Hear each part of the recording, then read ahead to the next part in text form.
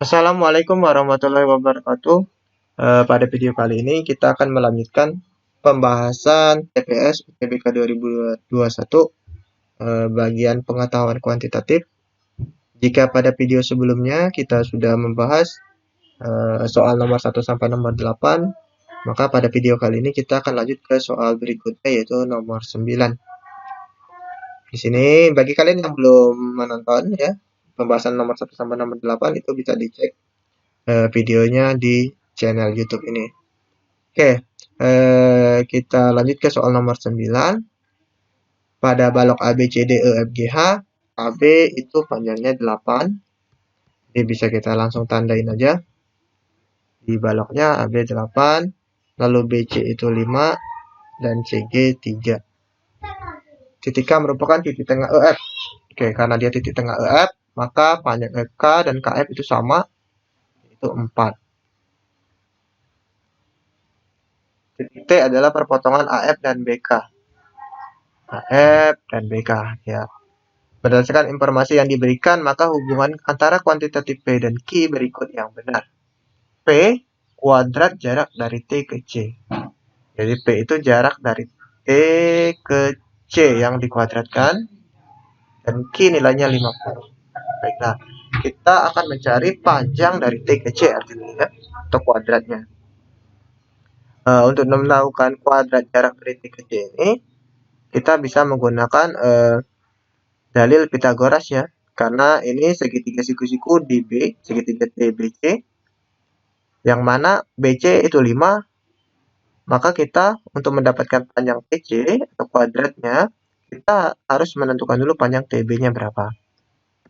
Oke, jadi untuk menentukan panjang TB-nya, perhatikan segitiga KFT dan segitiga BAT ya. Dua segitiga tersebut itu sebangun ya, segitiga KFT itu sebangun dengan segitiga BAT. Nah, biar lebih mudah dipahami atau dilihat, kita ilustrasikan. Kita pindahkan gambarnya kurang lebih ini ya. Ada K, F, kemudian B, A, lalu ada T. Nah, KF dan AB itu kan sejajar ya. Dia sejajar, maka dia bersesuaian sisinya. Sejajar, lalu TB ini bersesuaian dengan KT ya. Sesuaian KT. Jadi untuk menentukan nilai TB, kita pakai sifat kesebangunan ya, sisi-sisi yang bersesuaiannya yaitu KF dengan AB, lalu KT dengan TB. Nah, ya. Sekarang kita sudah tahu panjang KF dan AB. Sekarang kita akan menentukan panjang KT atau TB-nya. Oke, panjang KB, K ke B itu bisa kita cari dengan Pitagoras juga ya. Perhatikan bahwa segitiga KFB itu kan segitiga siku-siku di F. Yang mana KF itu tadi 4, lalu FB ini 3. Nah, triple Pitagoras 3, 4, maka KB ini 5. Ya, KB-nya 5. Jadi panjang KB-nya kita tahu. Sedangkan perbandingannya tadi KF itu 4, AB itu 8, KT perbanding TB. 4 dengan 8 kalau disederhanakan jadi setengah ya. Artinya KT per TB itu perbandingannya 1:2. Maka kita bisa tahu panjang TB-nya berapa dengan perbandingannya ini. TB itu perbandingannya 2, per jumlah perbandingannya itu 3, 2 tambah 1, dikali dengan panjang keseluruhannya atau KB, yaitu 5. Nah, dari sini dapat TB-nya adalah 2 kali 5 itu 10 per 3. Karena kita sudah tahu panjang TB-nya, maka kita bisa menentukan panjang TC. Perhatikan segitiga siku-siku T, B, C. Ini siku-siku ya, siku-siku DB. TB itu 10/3, lalu BC itu 5. Maka TC kuadrat, dalil Pitagorasnya adalah TB kuadrat ditambah BC kuadrat. TB kuadratnya tadi 10/3, kuadratkan ditambah dengan BC kuadratnya berarti 5 kuadrat. 10/3 kuadrat berarti 100/9 ditambah 25. 100 dibagi 9 kan sekitar 11 koma ya. Ditambah 25. 11 ditambah 25 ya 35. Ya ke sini ya. Berarti panjang TC kuadrat itu 35, sekian. Nah, artinya panjang TP atau nilai P itu adalah 35, sekian. Ya. Maka dari sini kita sudah bisa menentukan perbandingannya atau hubungannya. Karena P-nya 35, sekian dan Q-nya 50, artinya kuantitas P lebih kecil daripada Q. Seperti itu. Soal nomor 10.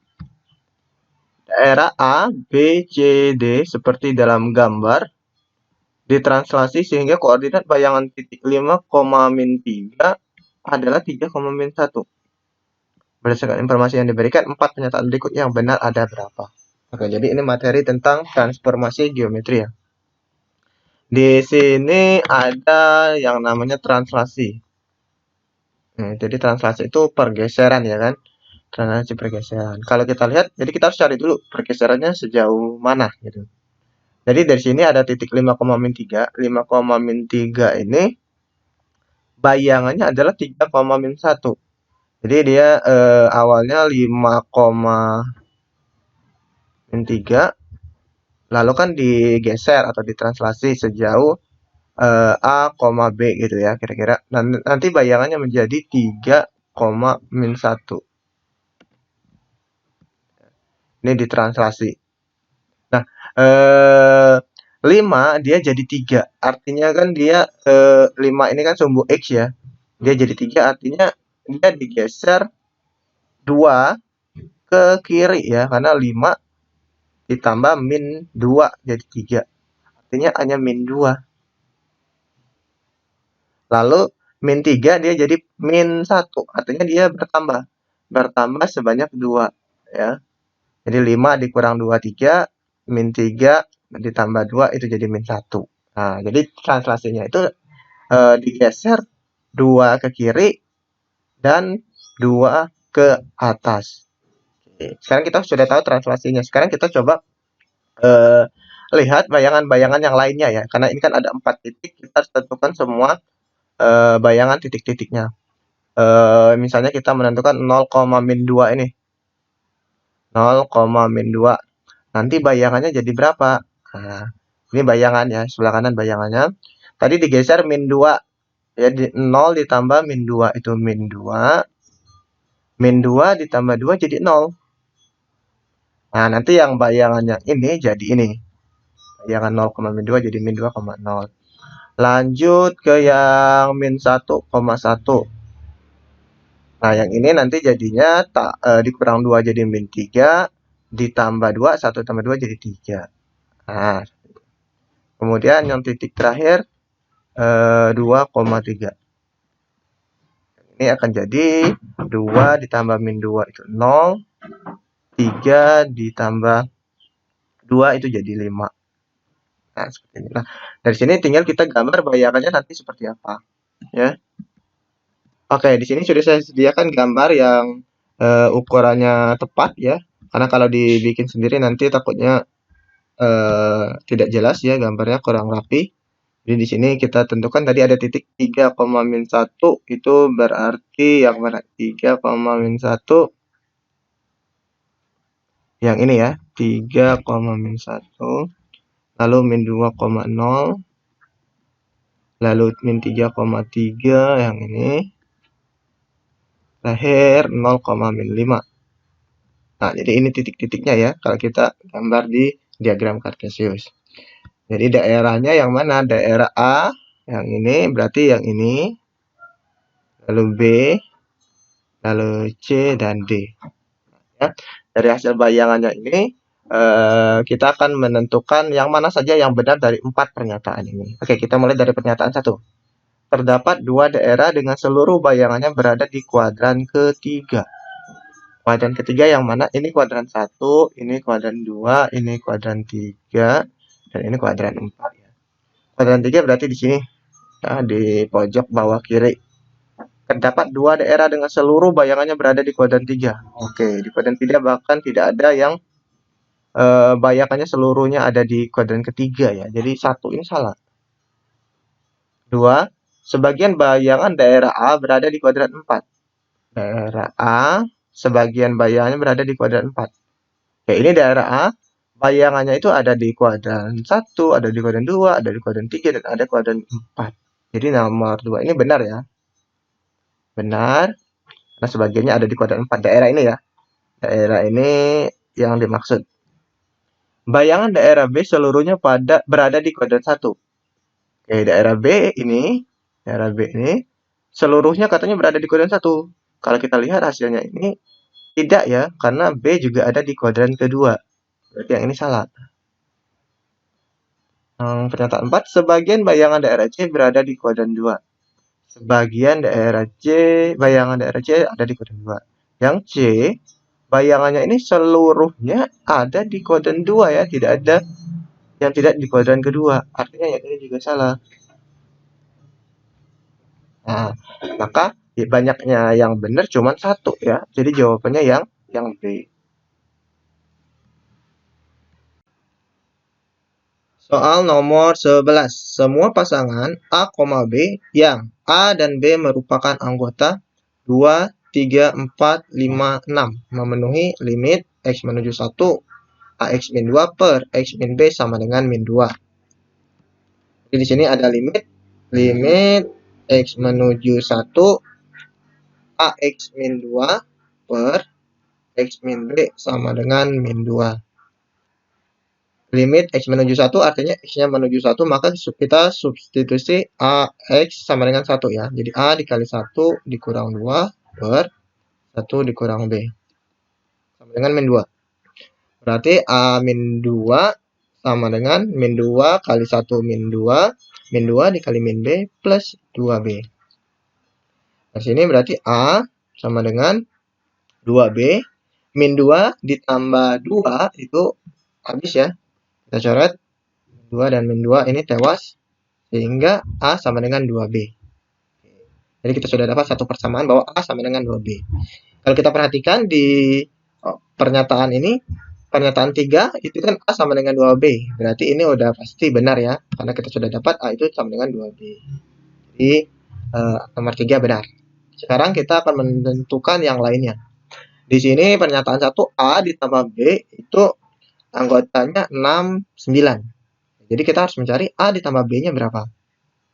Oke, tadi A dan B, himpunan penyelesaiannya tadi merupakan anggota dari 2, 3, 4, 5, 6. Kalau kita perhatikan, A itu 2B, yang mana artinya 2B ini kan pasti genap ya. Ini bilangan genap.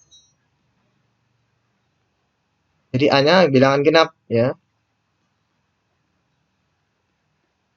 Itu. Maka yang mungkin menjadi A itu bisa 2, 4, atau 6. Misal A-nya 2, maka B-nya adalah 2 dibagi 2, yaitu 1. Sedangkan di sini tidak ada 1. Maka A sama dengan 2 itu tidak memenuhi. Kalau A-nya sama dengan 4, maka B-nya adalah 4 dibagi 2. Maka 2. Nah, yang ini bisa ya. 4,2. Kalau A-nya sama dengan 6, maka B-nya adalah 6 dibagi 2, 3. Maka ini juga bisa. Artinya, A ditambah B, kalau kita tambah, A ditambah B, yang ini kalau kita tambah, dia hasilnya 6. Kalau yang ini jadinya 9. Ya. Jadi, A ditambah B, anggotanya 6, 9. Ya. Maka pernyataan 1 ini benar. Pernyataan 2, A dikali B 8 dan 18. Ya, 8,18. A dikali B. A kali B 4 dikali 2. Kalau kita kali hasilnya 8. Kalau yang ini dikali hasilnya 18. Maka pernyataan 2 juga benar. Karena yang terakhir yang 4, A ditambah B lebih dari A dikali B.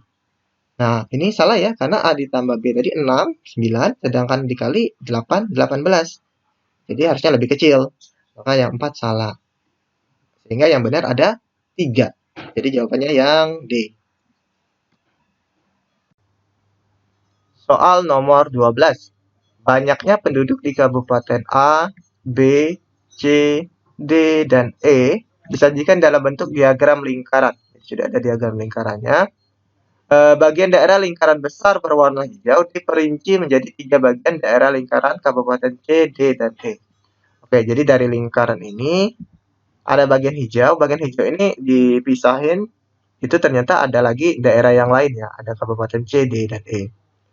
Banyaknya penduduk Kabupaten E 600.000 jiwa. Ya, kita simpan dulu atau kita tanda dulu. E itu 600 ya katanya. 600.000. Berdasarkan informasi yang diberikan, 4 pernyataan berikut yang benar ada berapa? Oke, jadi karena ditanyanya pernyataan yang benar, kita harus cek dulu jumlah-jumlah penduduk dari tiap kabupatennya. Oke, di sini cuma ada 1 E 600.000 jiwa. Sekarang kita akan menentukan berapa penduduk di C, berapa di D, dan A, dan juga B. Oke, E ini kita harus tentukan dulu berapa derajat sih, karena yang C dan D ini sudah ada derajatnya. Jadi yang E itu derajatnya adalah satu lingkaran itu kan 360 derajat. Jadi 360 derajat dikurang dengan jumlah C dan D. 90 ditambah 162. Nanti jadinya 252 gitu ya. 360 derajat dikurang 252 derajat. 801. Jadi yang E ini 108 derajat ya kalau dalam derajatnya. Kalau dalam jumlah aslinya 600.000 jiwa. Oke. Sekarang kita akan menentukan yang D dan C. Untuk yang D dan C kita bisa pakai perbandingan dengan yang E ya. Jadi yang D berbanding dengan yang E, di mana yang D itu 90 derajat, yang E itu tadi 108 derajat. Ya. Dari sini yang D itu yang mau kita cari, E itu tadi 600, kemudian 90 per 108. Derajatnya habis, bisa saling bagi ya. Oke, sekarang kita sederhanakan aja yang bisa disederhanakan. 90 bisa dibagi 9 jadi 10. 108 bisa dibagi 9 jadi 12. 10 dengan 12 juga masih bisa disederhanakan lagi. Dibagi 2 jadi 5, dibagi 2 jadi 6. 600 bisa dibagi 6, jadi 600 dibagi 6 itu hasilnya 100. Ini berarti habis. Nah, berarti D-nya 100 dikali 5, yaitu 500. Oh, D-nya 500. Sekarang yang C ya. Sama caranya bisa pakai perbandingan juga. Pakai perbandingan C per E sama dengan yang C itu 162 derajat per 108 ya. Oke. Yang C yang mau kita cari per yang E-nya tadi 600 sama dengan 162 per 108. Ini sama kayak tadi, sederhanakan aja ya dulu yang bisa disederhanakan. Dibagi 9 ini jadi berapa nih? 9, 16 bagi 9, 1, simpan 7, 7, 2, 8. Jadi 18. Yang ini dibagi 9 tadi 12 ya. 18, 12 ini kelipatan 6. Dibagi 6 jadi 3. Dibagi 6 jadi 2. Ya. 600 dibagi 2 jadi 300 ya. 600 dibagi 2 itu 300. Nah, dari sini dapat C-nya 300 kali 3, yaitu 900. Oke, sekarang kita hitung dulu ya berapa jumlah berapa jumlah C, D, dan E. Tadi C-nya berapa tadi? C-nya kita dapat 900, kemudian D-nya kita dapat tadi 500, lalu E-nya 600. Kalau kita tambah 0, 0, 14 tambah 6, 20. Jadi jumlahnya 2000 ya. 2000 jiwa. Artinya jumlahnya 2 juta ya. Ini 2000 jiwa. Satunya tadi kan 1000 jiwa. Artinya CDE ini 2 juta. Jadi yang ini 2 juta, artinya di sini juga 2 juta orang ya, 2 juta penduduk. Nah, kalau kita perhatikan pada lingkaran yang besar ini, yang A tambah B ini kan 50 derajat ya, 50% ya. Jadi dia ini setengah-setengah gitu ya. A, B ini setengah, 2 juta ini juga setengah. Artinya seluruh penduduk di lingkaran yang ini yang besar ini adalah 4 juta jumlah seluruhnya. Maka kita bisa menentukan banyaknya yang A. Yang A itu kan 16%. Kita kali dengan banyaknya seluruh penduduknya, yaitu 4 juta. Ya. Untuk mengkalikan persen gampang, tinggal kalikan aja. 4 dikali 16 itu kan 64. Ya, jadinya 64 juta tuh.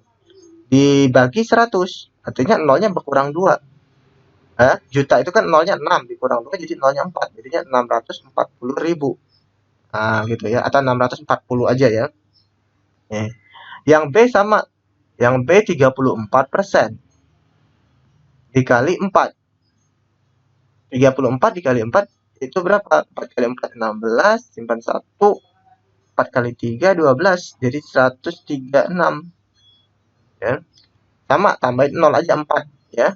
Tambahkan nolnya 4 di sini. Nah, ya.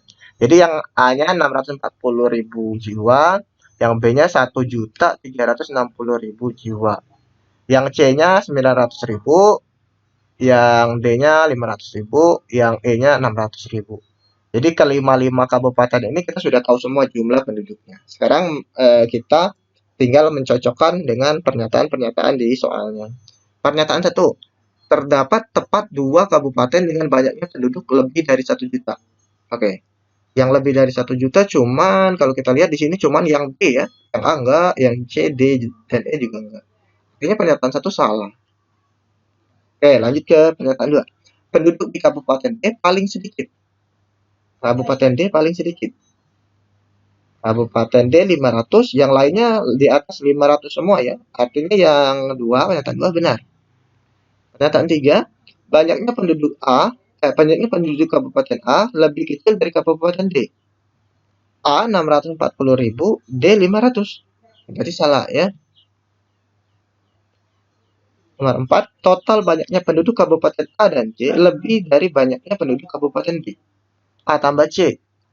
A ditambah C itu berapa sih? A ditambah C itu berarti A-nya 640.000 ditambah yang C-nya 900. Kalau kita tambah berarti 1.540.000 ya jumlahnya A tambah C. Sedangkan Kabupaten B itu 1.300.000. Nah, berarti A tambah C lebih dari Kabupaten B. Maka yang pernyataan 4 ini juga benar. Nah, jadi ada dua yang benar, berarti jawabannya yang C.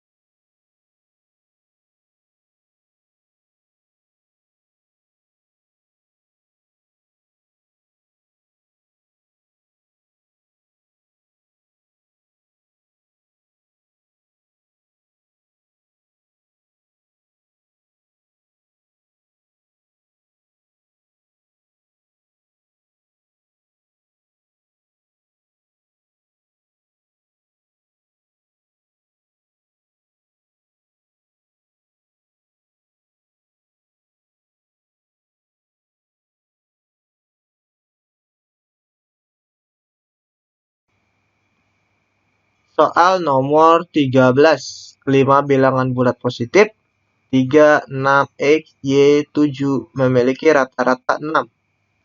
Berapakah modus kelima bilangan tersebut? Putuskan apakah pernyataan 1 dan 2 berikut cukup untuk menjawab pertanyaan tersebut. Pernyataan 1, X sama dengan Y. Pernyataan 2, jangkauannya sama dengan 5. Oke, kita jabarkan dulu soalnya tadi. Datanya 3, 6, X, Y, 7. Memiliki rata-rata 6. Rata-rata itu jumlah datanya ini dibagi dengan banyaknya data. Jadi rata-rata itu 3 ditambah 6 ditambah X ditambah Y ditambah 7 dibagi 5. Itu sama dengan 6. 3 ditambah 6, 9. 9 ditambah 7, 16. 16 ditambah X ditambah Y sama dengan 5 dikali 6, 30. Berarti X ditambah Y sama dengan 30 dikurang 16. Itu 14. Nah, ini informasi yang kita dapat dari soalnya ya. Sekarang kita akan cek pernyataan 1. Ya, pernyataan 1, X sama dengan Y. X sama dengan Y, kita substitusi ke persamaan yang sebelumnya ya. X tambah Y 14. Berarti awalnya tadi X ditambah Y sama dengan 14. Maka di sini dapat X ditambah Y. Y-nya bisa kita ganti X sama dengan 14. Bilangan yang sama kalau dijumlahkan jadi 14. Itu berarti X-nya 7 ya. Jadi X-nya 7. Begitu juga Y-nya.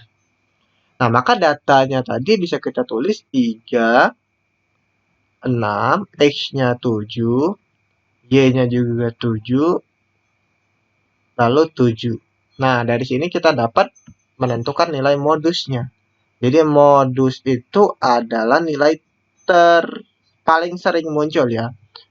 Nilai yang paling sering muncul di sini berarti modusnya 7 karena muncul sebanyak 3 kali.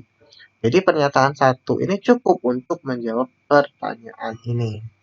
Tapi kita harus cek juga pernyataan 2 ya. Pernyataan 2, jangkauan sama dengan 5. Jangkauan sama dengan 5. Jangkauan itu apa? Jangkauan itu adalah data yang terbesar dikurang dengan data yang paling kecil. Oke, dari soal sebelumnya sudah kita hitung kalau ada persamaan yaitu X ditambah Y sama dengan 14. Nah, maka karena kita tidak tahu berapa X berapa Y-nya, kita bisa coba saja yang mana yang memenuhi ya. Contoh, misalnya saya contohkan 14 itu 13 ditambah 1 gitu misalnya. Bisa kan 13 tambah 1 jadi 14. Tetapi ini tidak sesuai. Kenapa? Karena yang tertingginya jadi 13 datanya dan yang terendahnya jadi 1. Sehingga kalau kita kurang jadinya 12 bukan 5 gitu. Jadi kita harus mencari yang sesuai. Jadi lakukan aja trial and error aja. Nah, jadi yang sesuai itu 8 ditambah 6. Nah, 8 ditambah 6 itu 14.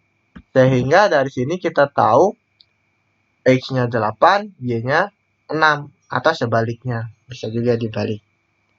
Nah, karena kita sudah tahu nilai X dan Y-nya, maka datanya tadi kalau kita tulis 3, 6, 8, 6, lalu 7. Nah, dari sini modusnya juga sudah kelihatan. Jadi di sini modusnya 6. Ya, karena muncul sebanyak 2 kali, paling banyak.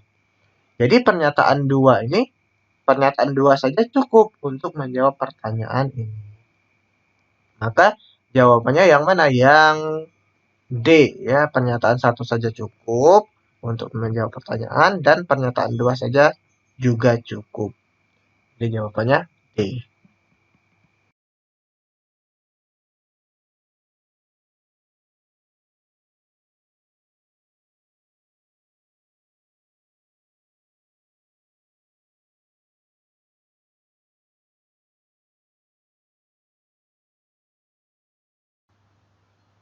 Soal nomor 14.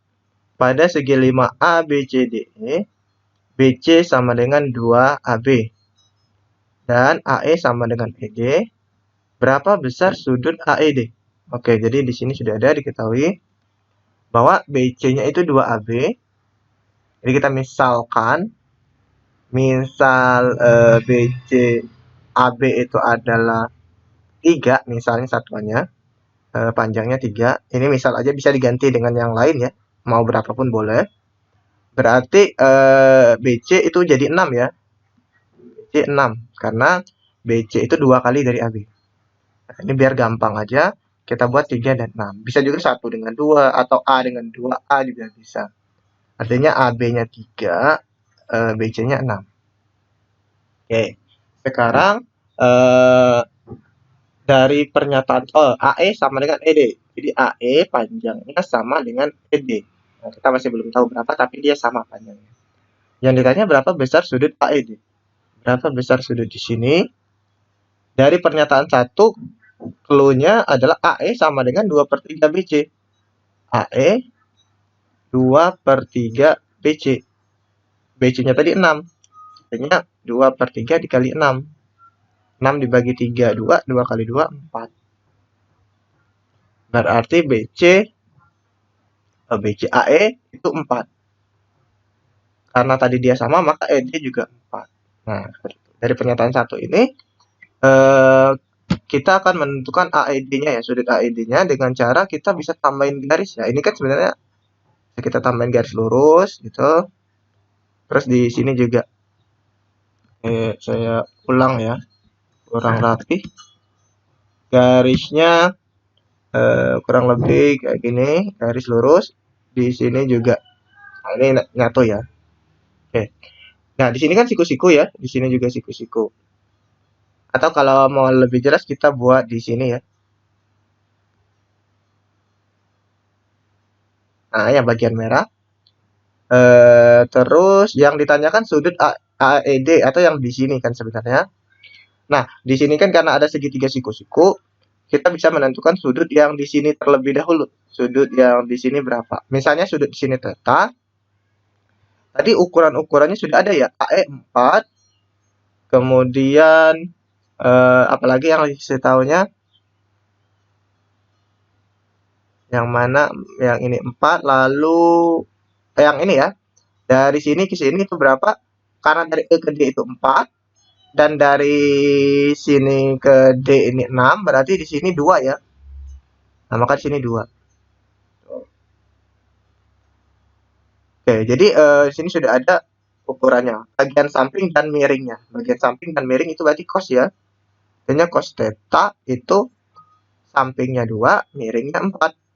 Maka setengah ya. Cos theta setengah. Berarti tetanya berapa? Cos berapa yang setengah? Itu ya adalah cos 60 derajat. Nah, artinya di sini 60 derajat. Karena di sini 60 derajat, maka di sini kita tahu bahwa sudut AED itu berpelurus dengan sudut theta ini tadi. Ya, jadi kalau garis lurus kan 180 ya. Berarti kalau di sini 60, maka di sini 120. Nah, gitu. Jadi sudut AED-nya 120. Artinya pernyataan 1 cukup untuk menjawab pertanyaan ini. Sekarang kita coba cek juga pernyataan 2, apakah cukup atau tidak. Oke, pernyataan 2 sama ya kayak tadi. Kita tulis dulu yang dikasih tahu. Kita misalkan tadi samain aja ya. Misal AB itu 3, maka BC jadinya 6 ya. Tapi kita jangan lihat lagi pernyataan 1 ya. Pernyataan 1 tidak dipakai untuk menjawab pernyataan 2. BC sama dengan CD. Oh, tadi AE sama dengan ED dari soal. Kemudian dari pernyataan 2, BC sama dengan CD. Jadi kalau tadi BC-nya 6, AB-nya 3, BC sama dengan CD. Berarti CD-nya juga 6. Gitu. Nah, sama kayak tadi, kita bisa bikin segitiga lagi, kayak tadi. Ukurannya kita tentukan. Di sini karena ini 6, yang tegak ini 6, maka di sini 3, maka di sini 3. Lalu di sini ED kan kita nggak tahu berapa, AE dan ED nggak tahu berapa, jadi kita misalkan aja dia A, maka di sini dari sini ke sini itu 6 dikurang A kan, karena totalnya 6. Karena ini tadi sama panjangnya, maka di sini juga A. Nah, sama kayak tadi segitiganya, cuman ukurannya kita masih belum tahu. Jadi kita harus tentukan dulu ukurannya untuk di pernyataan kedua ini. Bagaimana kita menentukan ukurannya? Kita bisa pakai teorema Pythagoras. Jadi di sini 3, di sini 6 min A, di sini A. Ini ada theta juga misalnya sudutnya. Maka kita bisa pakai dalil Pythagoras atau teorema Pythagoras bahwa sisi miring itu A kuadrat, yang sisi miring A kuadrat sama dengan 3 kuadrat ditambah 6 min A kuadrat. A kuadrat sama dengan 9 ditambah 36, 6 kuadrat, 2 kali min A, min 2A kali 6, min 12A, min A kuadrat plus A kuadrat. Itu. Jadinya A kuadrat sama dengan 9 tambah 36 itu 45, kurang 12A ditambah A kuadrat. Oke, di sini ada yang bisa dihapus ya, atau dikurangkan dengan A kuadrat, maka habis, tewas, ini juga tewas, sehingga yang tersisa 0 sama dengan 45 dikurang 12A.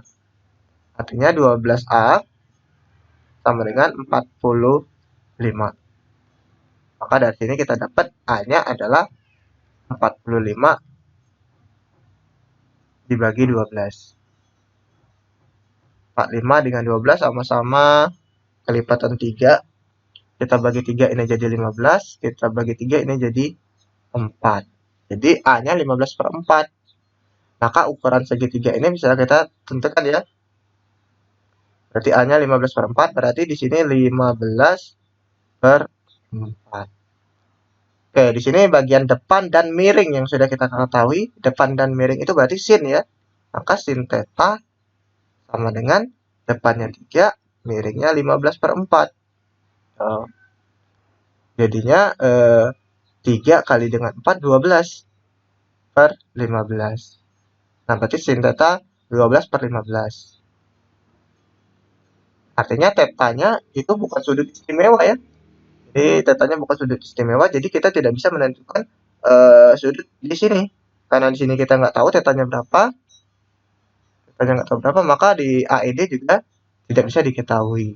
Jadi kita bisa mengetahui jawabannya hanya dari pernyataan satu saja. Jadi pernyataan satu saja cukup untuk menjawab pertanyaan, tetapi pernyataan 2 saja tidak cukup. Jadi jawabannya yang A. Soal nomor 15. Faktor persekutuan terbesar setiap dua bilangan di antara bilangan asli P, Q, dan R adalah 1. Jika R dikali Q ditambah 3 sama dengan 64, P ditambah R sama dengan 11, dan Q kurang dari 10, maka pernyataan yang benar adalah.